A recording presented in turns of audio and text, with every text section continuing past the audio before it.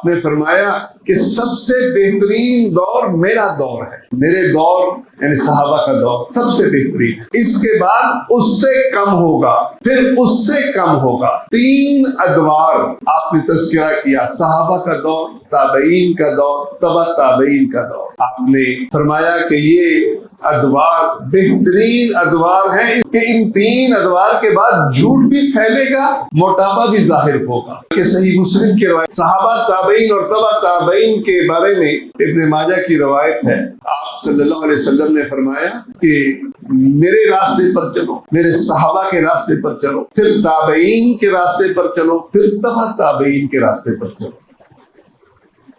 دیکھیے ما انزل اللہ، اللہ نے آسمان سے اللہ کا قرآن نازل کیا ہے، نبی کا فرمان نازل ہوا، یہ تو ما انزل اللہ ہے۔ لیکن عملی طور پر لوگ اس دین پر کیسے چلے، کیسے اس دین کے اوپر انہوں نے اپنے مسائل حل کیے، یہ بعد کے ادوار میں بھی چیزیں آئی۔